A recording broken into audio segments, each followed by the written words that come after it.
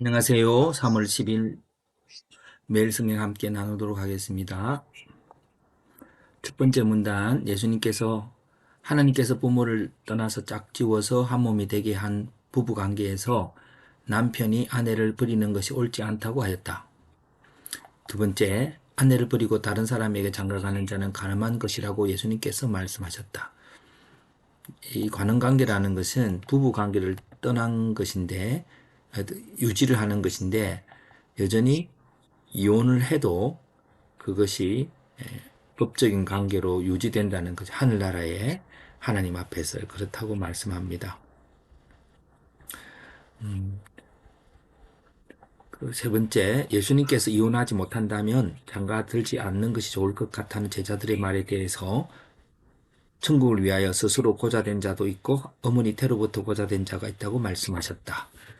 자, 여기서 주제를 찾아봅니다. 역시 부부 관계라고 하는 주제가 될 것 같습니다. 부부 관계의 장치자가 하나님이고 원리가 한 몸이죠. 부모와의 한 몸에서 가정이라 그러고요. 부부와 한 몸을 역시 또 가정이고요. 예수님을 머리로 하여서 한 몸을 이루는 그것이 교회입니다. 부부 관계의 종류는 싱글이 있고 부부가 있기는데 싱글도 하나님께서 혼자 있게 하셨다는 거죠. 그럴지라도 그들은 타인과 함께 한 몸으로 존재하는 사회 속에서 살아갑니다.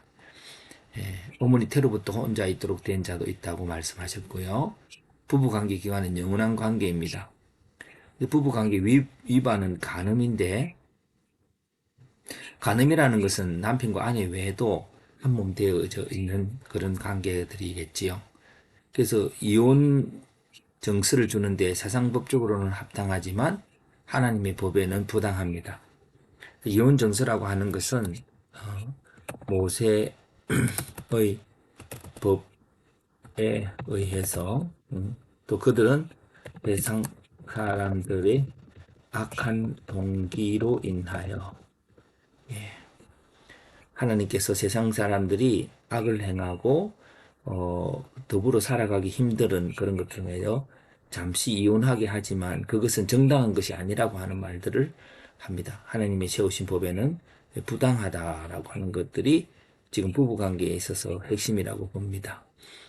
우리가 다른 것들은 이 본문에서 이제 그냥 지적하지만 오늘 우리들에게는 하나님이 세우신 법과 모세의 법이라고 하는 그 사이에서의 갈등의 구조가 우리에게 있는 것입니다. 그 갈등의 구조는 악한 동기이죠. 악한 동기가 있게 돼서 이 사이에서 끊임없이 갈등하고 있는 우리들이 있기 때문에 오늘 이런 본문들은 우리의 악한 것들이 거룩함으로 바뀌어야 되기 때문에 이것이 새로운 주제가 되어야 될 것입니다. 그래서 새로운 주제는 세상의 법과 하나님의 법 사이에 있는 법이라고 하는 것이죠. 이 법의 정의는 세상 법에는 정당하지만 하나님께 불의한 것이고 뿐만 아니라 예, 요 사이에 인간의 악함으로 인하여 왜곡되어진 것이죠. 왜곡되어져서 안 그러면 적용되어진 것이라고 할까요? 그래서 이제 근데 법의 종류는 이제 이런 것이 이제 오늘 이혼하면 안 되는데 이혼이라고 하는 것과 이혼이 있습니다. 그런데 우리들이 하나님의 법에는 한번 결혼했을 때에 영원히 그것이 정당하지 못하다고 하는 논리로 또 말하고 있습니다. 다른 본문에는 뭐 간음함으로 인하면은 그 정당하다고 했는데 오늘 그런 주제로 말하고 있는 건 아닌 것 같습니다. 그냥 이렇던 성격 차이든 이렇게 하면서 사람들이 악한 동기로 그 세상 법에 의해서 너희는 갈라져 살아도 된다고 할 때에 그게 정당한 것이 아니라고 하는 것에 하나님의 견해에 대해서 우리들은 그 하나님의 뜻을 찾아서 우리의 그 악한 동기를 제거하고 하나님 뜻으로 살아가야 되는데 오늘 하나님의 법과 세상의 법과 사이에 있을 때에 이혼이라고 하는 것을 해석하기 전에 먼저 소명이라고 하는 것들을 한번 볼 수가 있습니다.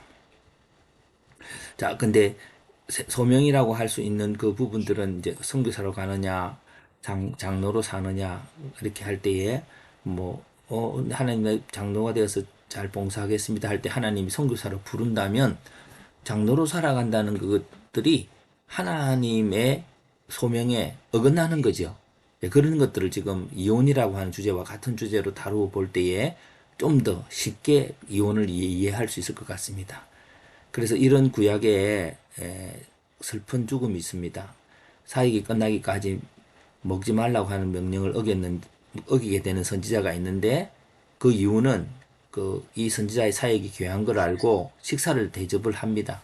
선한 의도로. 그러나 결국 그 선지자가 사사에게 죽임을 당하면서 깨닫게 되는 게 하나가 있는데 우리는 세상의 윤리나 양심이나 어쨌든 적당한 것에 의해서 판별하는데 그것보다도 하나님 자신의 뜻과 명령이 더 우선됩니다.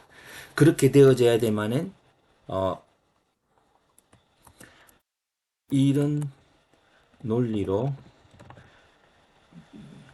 하나님의 나 교회가 혼란스러워진다. 네, 전통이나 뭔가를 하나님 위해서 한다고 하지만 이런 것이 정확한 하나님의 법에 의하지 않고 자기 해석을 하면서 굳어져서 세상 그들의 법에는 올바르지만 하나님 보기엔 악한 것들이 얼마나 많은지를 모릅니다. 다만 우리들 그 악한 동기를 끄집어낼 수 있는 그것은 다시 하나님의 법 앞에 서는 것이고 다르게 하는 성령의 감동 속에서 말씀을 볼 수 있어야 합니다. 그 실행은 하나님의 법을 지키기 위한 지도가 있어야 됩니다. 라고 하는 것이죠.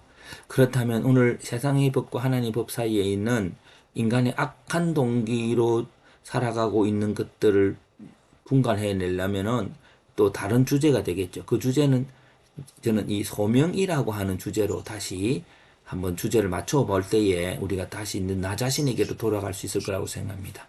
그래서 소명으로 이루어가는 결혼 관계로 주제를 잡게 되고요. 그러면 소명이라고 할 때 예수님께서의 관계적인 소명은 이렇게 말한 적이 있습니다.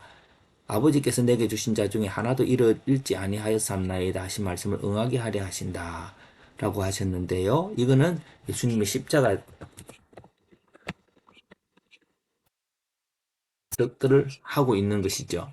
그래서 그 전에 예수님께서 말하기를 아버지께서 내게 주시는 자는 다 내게로 올 것이요 내게 오는 자는 내가 결코 내어 쫓지 아니하리라. 나를 보내신 이의 뜻은 내게 주신 자 중에 내가 하나도 잃어버리지 아니하고 마지막 날에 다시 살리는 이것이니라. 내 아버지의 뜻은 아들을 보고 믿는 자마다 영생을 얻는 이것이니 마지막 날에 내가 이를 다시 살리리라 하시니라. 이게 결국 여기 십자가 사건에 대한 그런 것들로 내가 죽고 너를 살려서 하나 되는 것이요. 예. 그렇게 했을 때에 결국 부부의 소명도 하나됨인데 하나됨을 어떻게 이룰 것인가 할 때에 어, 어떻게 해요? 하나님 짝지어 주신 것을 사람이 나누지 못할 때 어떻게 그 방법일까요? 서로를 잃지 않기 위해 자신을 십자가에 내어드리는 것이 바로 하나됨을 위한 말씀을 이루는 길입니다.